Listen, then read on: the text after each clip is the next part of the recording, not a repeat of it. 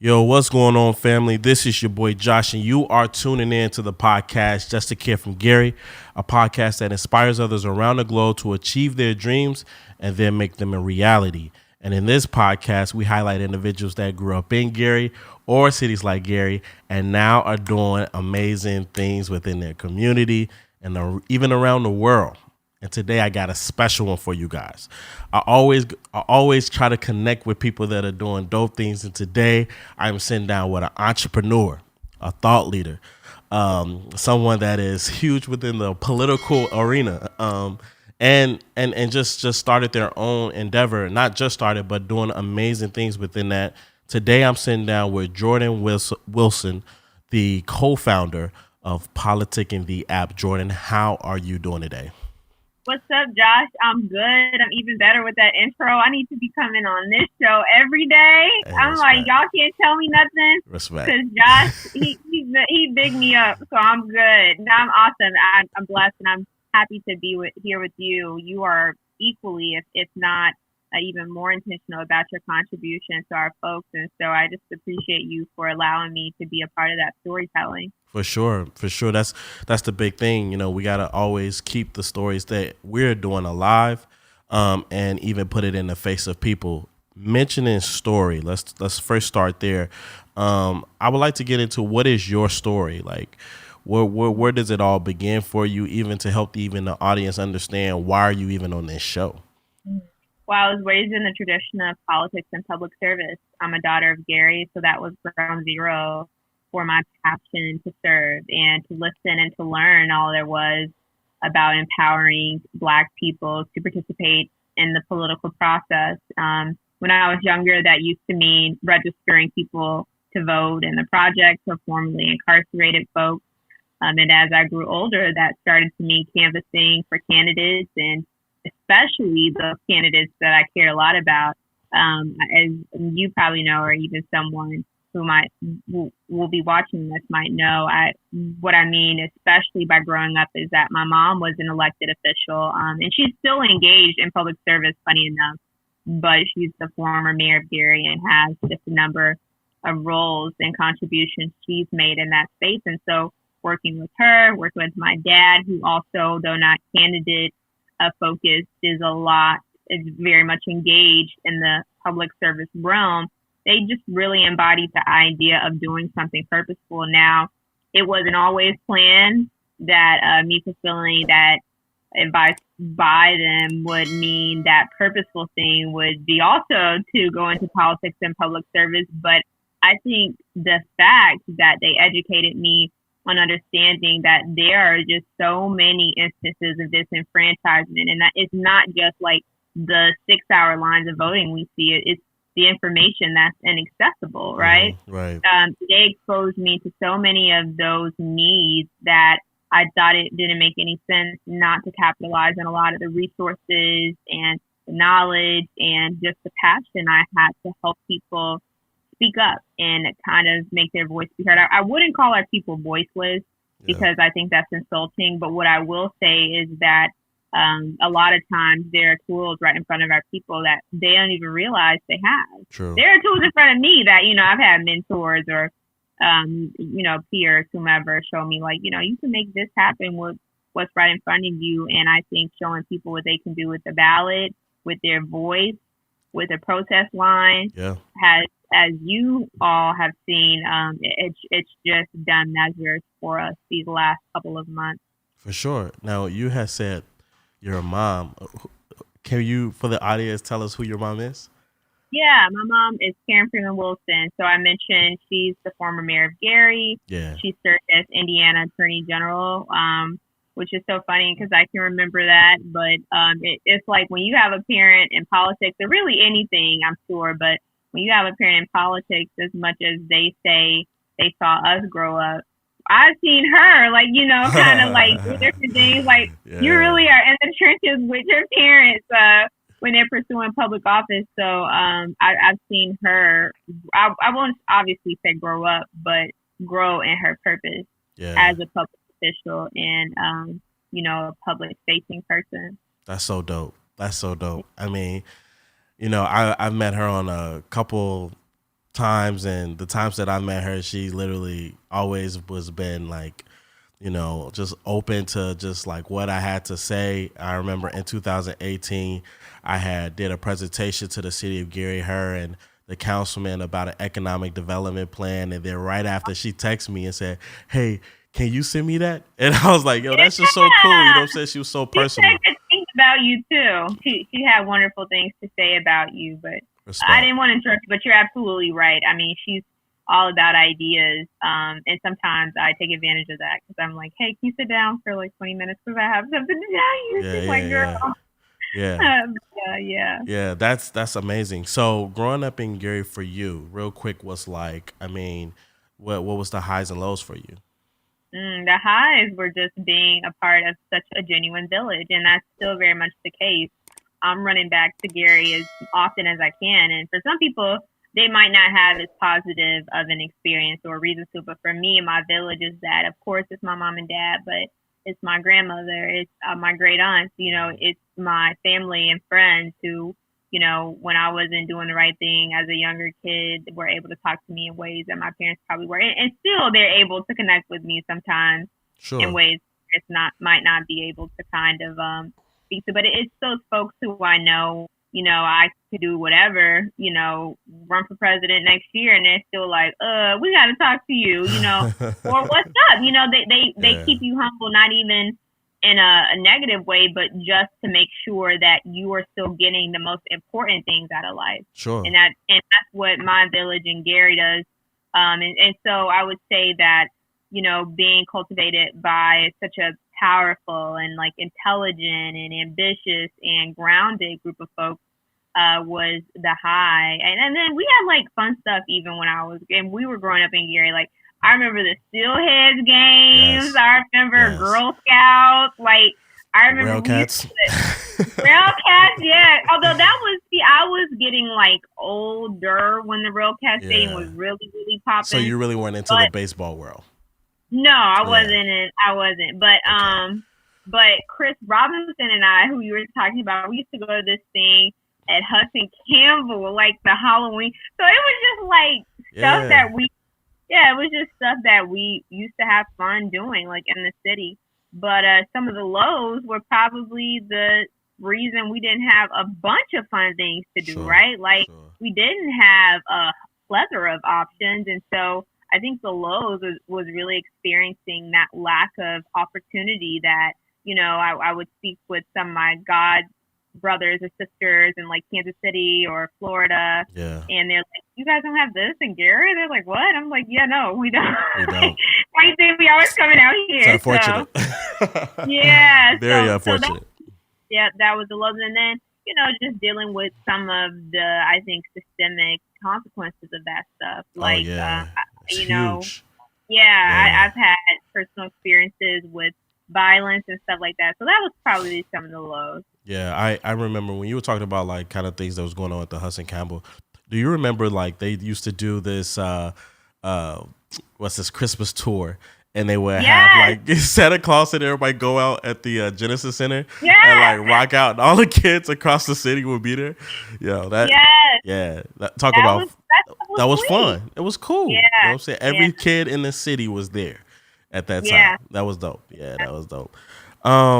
So you left the city and you went to Howard, right? So I never really left the city, but I'm still an Indiana registered voter, which is not suppression. I'm still a permanent resident of Indiana. Oh, okay. So I don't own a home anywhere else. I don't own a condo. I don't own, I'm a full-time resident of Indiana. Now, I go to law school in Boston, and to your question, I went to college away at Howard, but I'm still, my home address is the Gary home address is like my registered address. So you still just a kid from Gary. I respect that. Yeah. So why Howard? Why HBCU? Wow, Howard. So you might have heard of like the second best HU, which was Harvard. Yep. But Howard is, I think, in many aspects, the premier undergraduate experience for a young person to have just as many ways Harvard rather. Yeah. And I work here. I'm here now. I'm a fellow here, but and in many of the ways that this school is the sort of standard for academic excellence, I think I would say for people, but especially for Black people, Howard is that plus the premier cultural experience that a young person needs to have.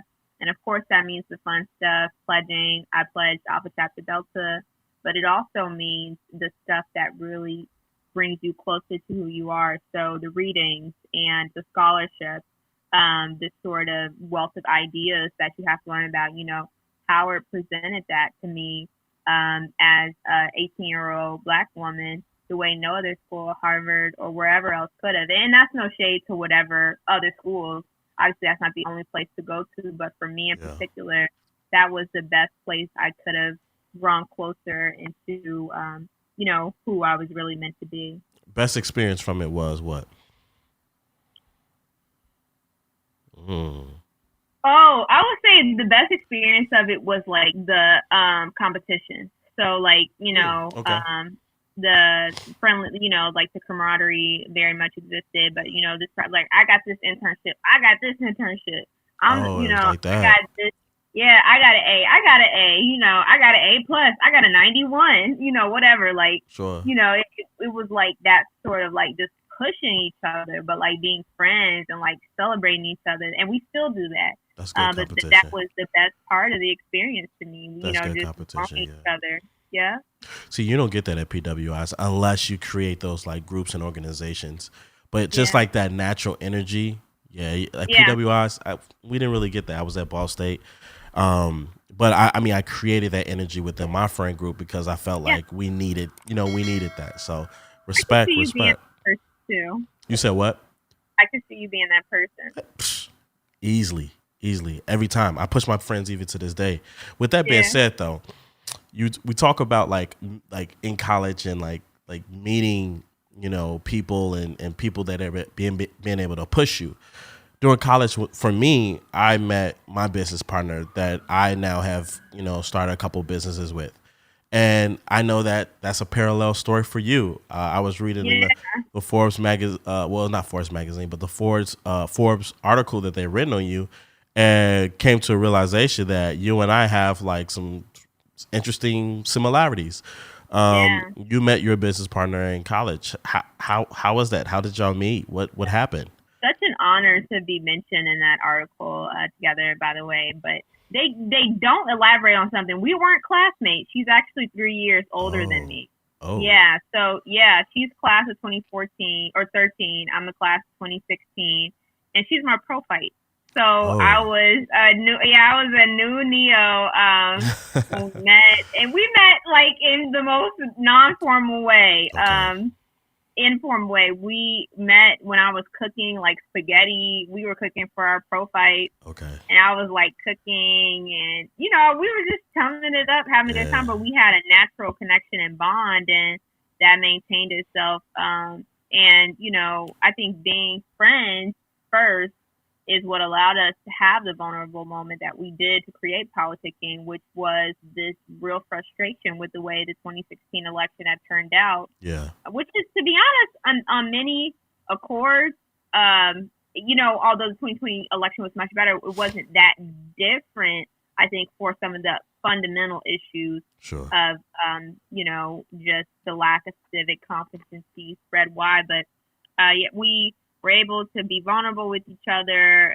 We were like, some things got to change with the way people walk into the polls every election, not just every presidential election. And so with that, we started Politicking. But it's special to start, a business with a friend of yours, not just because you all have similar ideas and not just because you all, are rooting for each other, but you want the same thing. Yeah. As Black women, we have similar visions for our community and for our people, for our families. You know what I mean? I want to be a mom one day and own more businesses, but I want to make sure the political and civic landscape is what it needs to be, and the barriers to entry for Black people are not so high. They're ridiculous. And so she shares that vision, And I wouldn't have known that, and she wouldn't have known that about me unless we had become friends earlier. Wow, that's a beautiful story. I think that those stories are kind of like what creates, like, for example, I don't know if you heard of this podcast called NPR How I Built This. Yeah.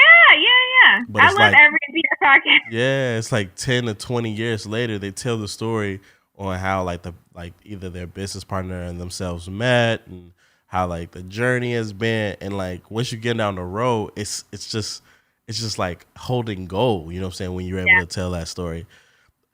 When you got into politics, I can imagine it was probably from your parents, right?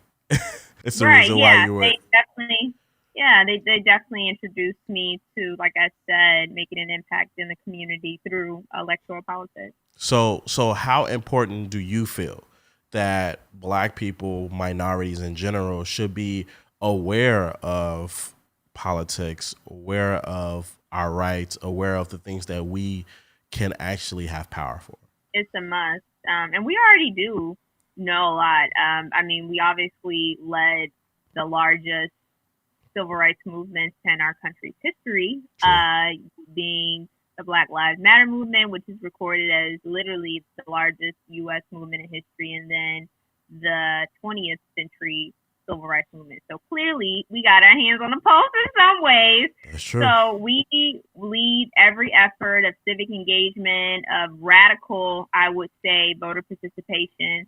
And so I think that's critical. It obviously establishes our presence as leaders, as game changers and history makers, but just in a more rudimentary way, we're people, we're business owners, we're parents, as I mentioned, we're homeowners, and we aren't slaves. We haven't been for some time. And so in order to have real autonomy over our lives and have a say so as to our own futures and the generations ahead of us, we have to know about our rights. And not only do we have to know, Josh, and that's the thing I should probably mention about politicking at this point, we have to create. Mm-hmm. We have the power to say, like, to hell with the police. True. And do something about that. We have the power to create laws. We got the power to govern laws, obviously, from the vice president's office. So in order to run the show, we have to be on our P's and Q's about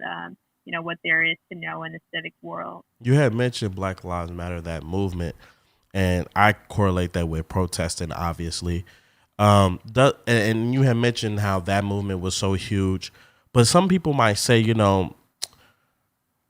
protesting really haven't done anything or hasn't solved much of the issues for Black people. I mean, if we look at a docket, maybe there are some issues that we can cross off the list, but we're talking about the overall thing. What would you say to those people or those responses? I know they don't think that Congress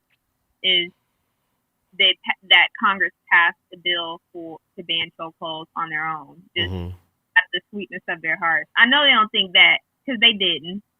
I know they don't think Mitt Romney is on the Senate floor crying about doing right by Black people because, he just woke up one day and the Spirit spoke to him. I know the man's a devout Mormon. I know they don't think Joe Biden is talking about the reality and conditions of Black people just because that's been a pressing issue to him for decades. Clearly, it has not been. Right. Protesting has brought people to their knees. It's absolutely been a reckoning because of protesting with local and state and national officials. Sure. It's not because these people, just are altruistic, and I'm not being cynical in the way of not thinking that they don't care. I do think that naturally they care. Times have changed and folks mature, they evolve, but protesting is what's really, I think, put the foot on their neck. Wow. I like to look at both sides and see like what has worked and what could work. We look at, you had mentioned Joe Biden, Kamala Harris. We look at those are our new president and vice president. Kind of going to it because you have an app, you are in the world. I want to know from you, when you voted, did you vote for your candidate or to get the other candidate out of office? Both. Ooh. Well, that's a trick question. It is. So what I'll say is because I'll speak to the fundamental question that you asked.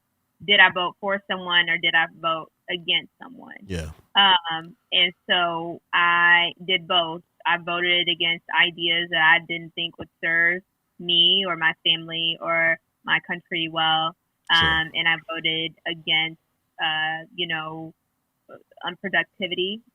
I voted against my city and country or state being sold out. And so whomever, you're able to infer from those sort of principles, Sure. I voted for, so be it. But also voted for ideas. I voted for more opportunities for a generation of entrepreneurs behind you and I to be able to bust out the gate without having to do what you and I and our co-founders have to do, which is, just scrape together stuff that's a fraction of, an investor or two's wealth. And I mean that we really be scraping together, for real. just money that's other folks who aren't our skin tone can get just by blinking.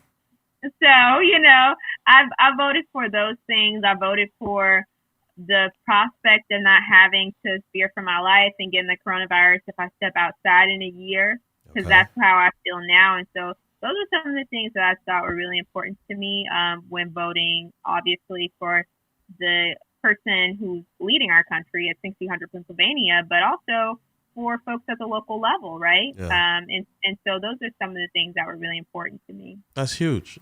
I think that it's important that we all have our personal reasons why we vote, and to me, I just hate. Well, it was because of this and this one thing, or this like superficial list of things. It wasn't because people did the research, and I think that's why your app is so important. Is because it actually gives people that opportunity to look and define why they should vote and what direction they should vote in. No Facebook voting, social media voting, yeah. Yeah, social media voting is one thing. Facebook voting is a different thing. Facebook voting will, I heard Donald Trump call Oprah the N-word. Yeah. So I ain't vote for it. It's like, did you actually see that? Right. How would you know that? And I'm just using that as context or just as an example of the logic that I think is, and I say Facebook because our community is particularly attached to Facebook. Yeah, 100%. We're by Facebook, you know what I mean? But I think that's just a cesspool of misinformation. It really is. And it's intentionally done. Yes. Now, we're talking about Black people within the tech. How important it is for Black people to get into the technology. I know you're into the technology world with this app, and then you mentioned in Facebook. But how important it is? Is it important? Should we even? What? Did you not hear about Benjamin Banneker in 1770 whatever created the analog clock? That's man, come on, the adventures of Black and Tech, Garrett Morgan and Katherine Johnson and all of the women at NASA on that team. We've been doing this. So the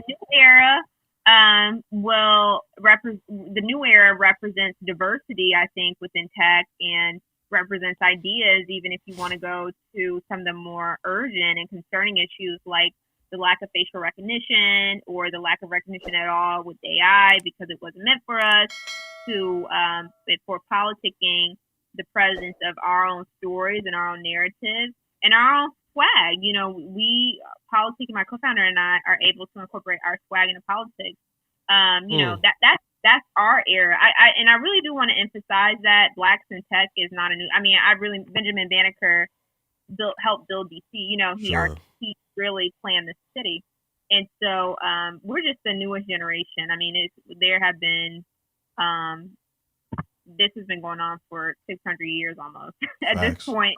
Yeah. Facts. Yeah, it's been almost to the point where it's been actually longer than that. Because one thing I like to do is I even go back to African history, and that tells us a whole that tells us a whole another story on how much we had influence in technology.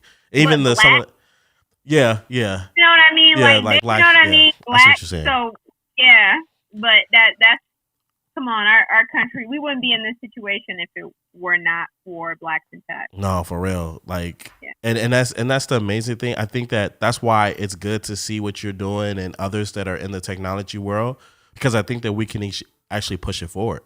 I think there's Yeah. new levels for us to reach. We kind of like for as far as education in America, we know like this is like one of the lowest countries for education, right? Yeah. And so and it's funny Like how everyone knows that except for us too. yeah, it's But like everybody's like, and we think we're like so like educated, like oh, like we're doing big things. It's like not really, yo. And I think that what it is at least for Black people, we have to get past that so we can start pushing even those like narratives for new technologies, just new like I'm in architecture, so I'm always thinking about new infrastructure. You in politics, so you're probably thinking about new and cool ways that we're able to pass laws and get information out there. Obviously, you're doing it with politics, so hat off to you. like in architecture is no small feat. I say that like, and I mentioned Benjamin Banneker and stuff, but I'm just obsessed with proving and defying the idea that, and I'm not good at math. I'm really not.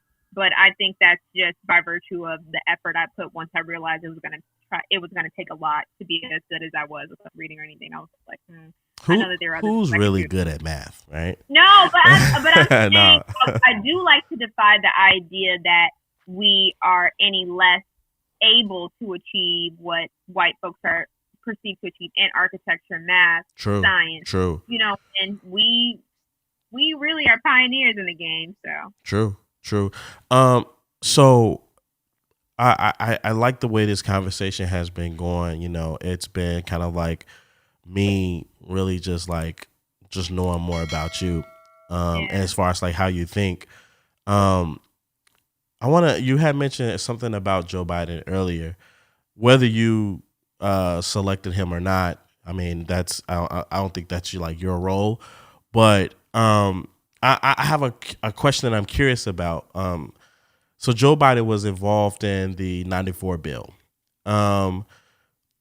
In any way, type of form, are you concerned with what he did back then versus what he planned to do in the future? Have you seen anything as far as that's alarming from your standpoint that could be something that we need to watch out for? Or can you say that it's all good? Yeah, the crime bill was such a convoluted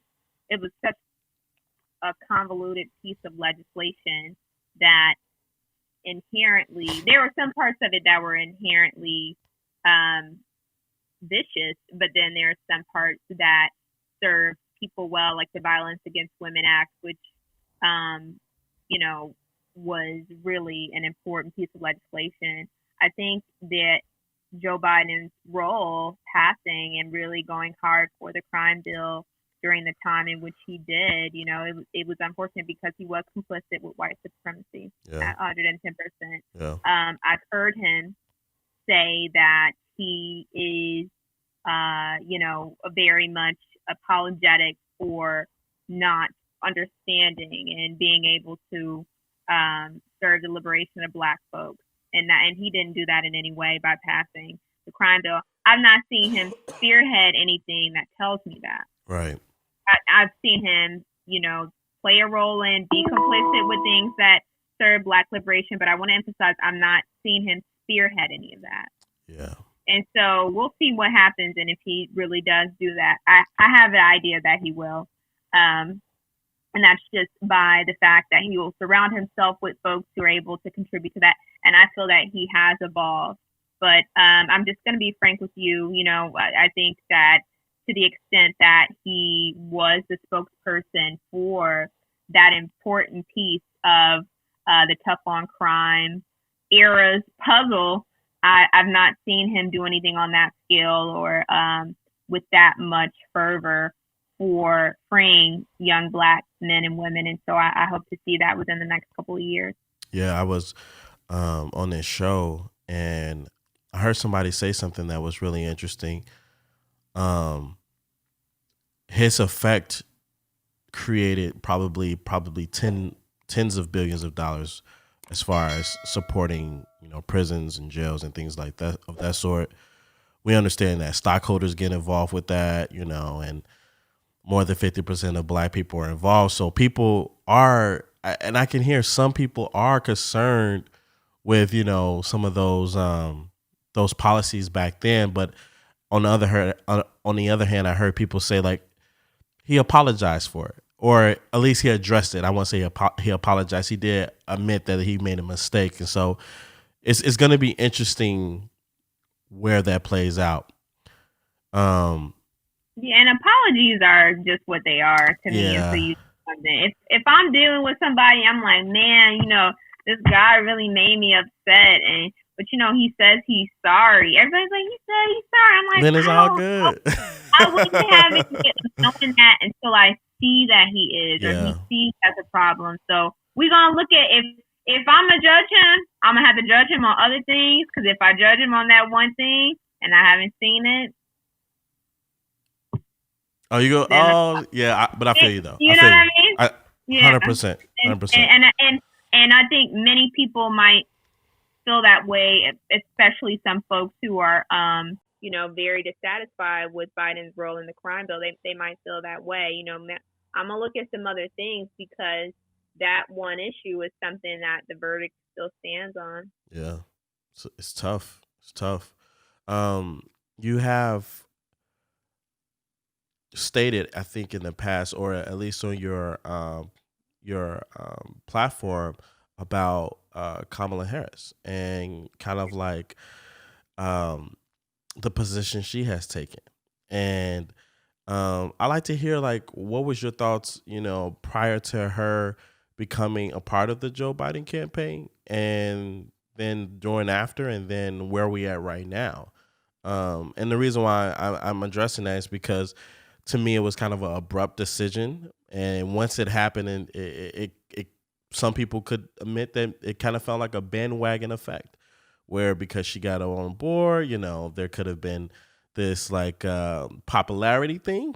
So like, I just want to know from you, like, how, and especially someone that's really into that world, how did you feel about that? Yeah, Kamala Harris is, I think, an amazing example of moving forward when folks probably tell you no 1,000 times. So in that way, I really admire her, amongst a lot of other reasons.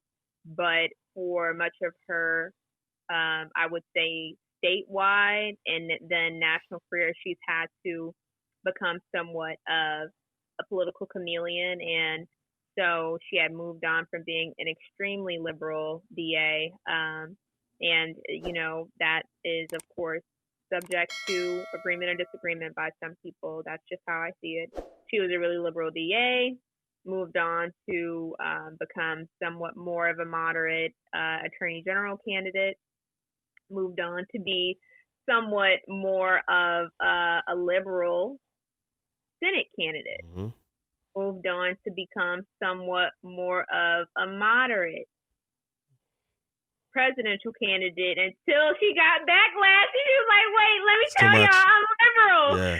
So, I mean, that's what I mean by being a political chameleon. She's really tried to say and show things that hadn't met the moment. But one thing she can't deny, and she probably hasn't said as much so directly, but especially she, kind of got mixed into a lot of the three strike stuff, and some of the business as attorney general was a product of the tough on crime era, period.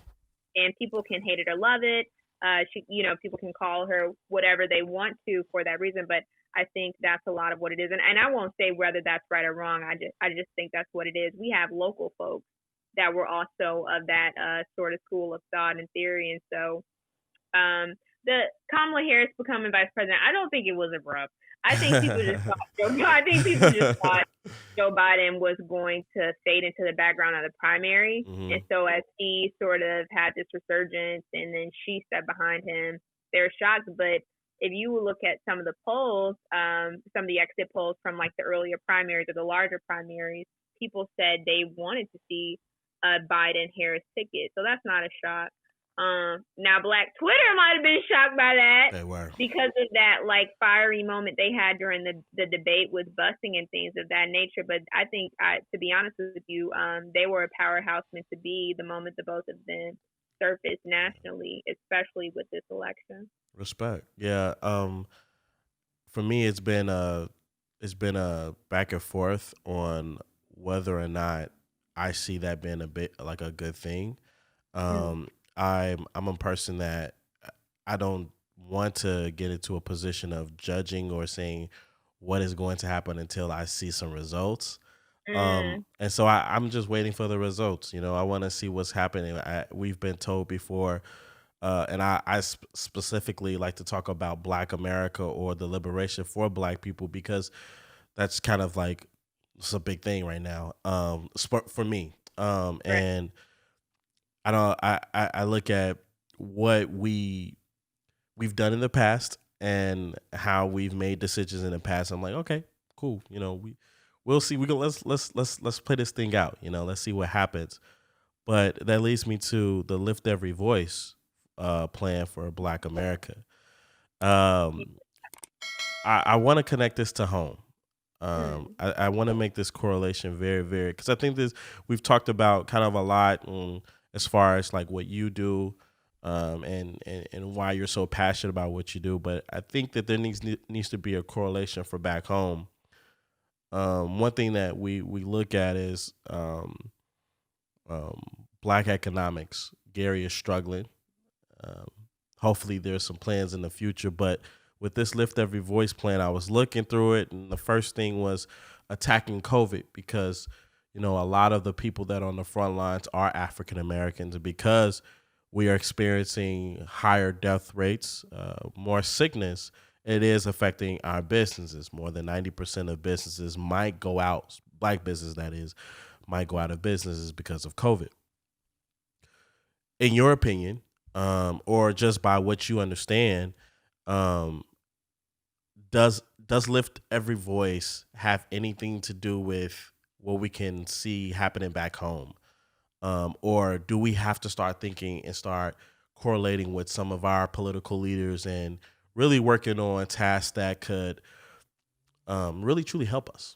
Yeah, it does. I think there could be a trickle down effect, but it doesn't have to be stemmed from Lift Every Voice. You mentioned they talked about the health disparities that we face. They also talked about the economic disenfranchisement we face, the educational disenfranchisement. Biden and Vice President-elect Harris are really big on ensuring that we're supported either through HBCUs or student loans, and student loans. And so sure. I think that, it can't trickle back. I'm going to be real with you, though. It's going to take some time because we're living in a pandemic and coronavirus, and the health disparity issue is the most important thing. And then rescuing, as you mentioned, Black and small businesses. And so what I mean by that is that the sort of, engagement and sort of like free-spirited engagement you might see with the new administration in a city like Gary, it's not going to happen. Now, it's not going to happen for a couple of reasons. We'll have to sort of get creative about how we can either become a part of that plan so we'll have to be creative about making ourselves a part of the Biden-Harris's Lift Every Voice plan, and it might happen directly within the administration, and it might not. It takes some time to get access, to get leverage, and to be honest with you, get a simple meeting with the new presidential administration, and it's not any slight to them. It's just they're literally going to be meeting and hearing from millions of people over the course of these next few weeks or days, and so. It will take time, but I think that we have to think creatively about either working directly within that plan or incorporating ideas that work for political and health and educational disparities, and certainly the ones that are exacerbated by the pandemic. Respect. Jordan, I know you have to get out of here. You have another meeting. You always are busy, so I won't belabor your time. But for all those that are listening, where can they find you?